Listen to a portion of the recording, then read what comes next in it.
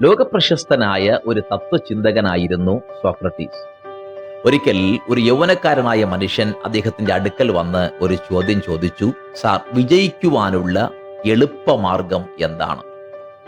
അല്പനേരത്തെ ചിന്തയ്ക്ക് ശേഷം സോക്രട്ടീസ് ആ ചെറുപ്പക്കാരനോട് പറഞ്ഞു, നാളെ പ്രഭാതമാകുമ്പോൾ എൻ്റെ വീടിന്റെ അടുത്തുള്ള ഒരു നദിക്കരയിലേക്ക് നീ വരണം. പിറ്റേന്ന് പ്രഭാതത്തിൽ ആ ചെറുപ്പക്കാരൻ ആ നദിയുടെ തീരത്തെത്തി. അദ്ദേഹത്തെ കാത്തുകൊണ്ട് സോക്രട്ടീസ് അവിടെ ഉണ്ടായിരുന്നു. സോക്രട്ടീസ് ആ ചെറുപ്പക്കാരന്റെ കൈ പിടിച്ചുകൊണ്ട് പതിയെ പതിയെ ആ നദിയിലേക്ക് ഇറങ്ങുവാൻ തുടങ്ങി. മുട്ടോളം വെള്ളമായി, അത് അരയോളമായി, അത് ഏകദേശം കഴുത്തോളമായി. ആ നദിയുടെ ഏകദേശം ഒത്ത നടുവിലെത്തിയപ്പോൾ കരുത്തനായിരുന്ന സോക്രട്ടീസ് ആ ചെറുപ്പക്കാരനെ പിടിച്ച് വെള്ളത്തിലേക്ക് മുക്കിവെച്ചു.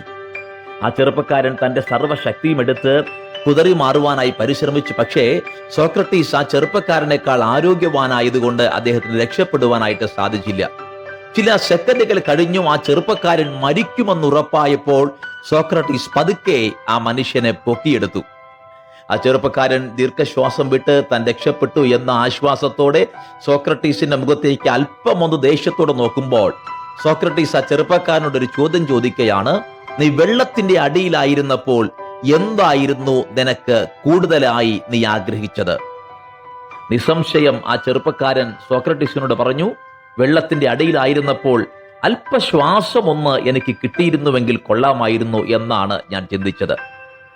തെല്ലൊരു പുഞ്ചിരിയോടുകൂടെ സോക്രട്ടീസ് ആ മനുഷ്യനോട് ഇങ്ങനെ പറഞ്ഞു, നീ വെള്ളത്തിന്റെ അടിയിലായിരുന്നപ്പോൾ ശ്വാസമെടുക്കുവാൻ എത്രത്തോളം ആഴമായി നീ ആഗ്രഹിച്ചുവോ അതുപോലെ വിജയത്തിന് വേണ്ടി നീ ആഗ്രഹിച്ചാൽ നിശ്ചയമായും വിജയം നിന്നെ തേടി വരും. മറ്റ് എളുപ്പ വഴികൾ ഒന്നും തന്നെയില്ല. ഈ ഒരു ആശയം നമ്മുടെ ജീവിതവുമായി ബന്ധപ്പെട്ട എല്ലാ മേഖലയിലും പ്രായോഗികമാണ്. അത് നമ്മുടെ വിദ്യാഭ്യാസത്തിലായാലും, നമ്മുടെ ജോലിയുടെ കാര്യത്തിലായാലും, നമ്മുടെ സാമ്പത്തിക അഭിവൃദ്ധിയിലായാലും ആ ലക്ഷ്യത്തിലേക്ക് എത്തണമെന്നുള്ള ആഴമായ ആഗ്രഹമുണ്ടെങ്കിൽ തീർച്ചയായും അത് നമ്മളിലേക്ക് വന്നു ചേരുക തന്നെ ചെയ്യും. ആത്മീയ കാര്യത്തിലും അതങ്ങനെ തന്നെയാണ്. അചഞ്ചലമായ വിശ്വാസവും പ്രാർത്ഥനയും മാത്രം പോരാ, തുടർമാനമായ പരിശ്രമങ്ങളും അതിൻ്റെ പുറകിൽ ആവശ്യമാണ്. നമ്മൾ ചില വിഷയങ്ങൾക്ക് വേണ്ടി പ്രാർത്ഥിക്കാറുണ്ട്. പക്ഷേ നമ്മൾ ഉദ്ദേശിക്കുന്ന സമയത്ത് അത് ലഭിച്ചില്ല എങ്കിൽ നമ്മൾ സ്വാഭാവികമായി ആ വിഷയത്തെ പ്രതി അലസരായി തീരാറുണ്ട്. നമ്മൾ വിശുദ്ധ ബൈബിളിൽ യോസഫിനെ പറ്റി വായിക്കുന്നു. അവൻ കാരാഗ്രഹത്തിലായിരുന്നു. പക്ഷേ അവൻ കാരാഗ്രഹത്തിലായിരിക്കുമ്പോഴും അവന്റെ ഹൃദയം, അവന്റെ ചിന്തകൾ മുഴുവനും ദൈവം അവന് നൽകിയ സ്വപ്നത്തിൽ ഫോക്കസ്ഡ് ആയിരുന്നു.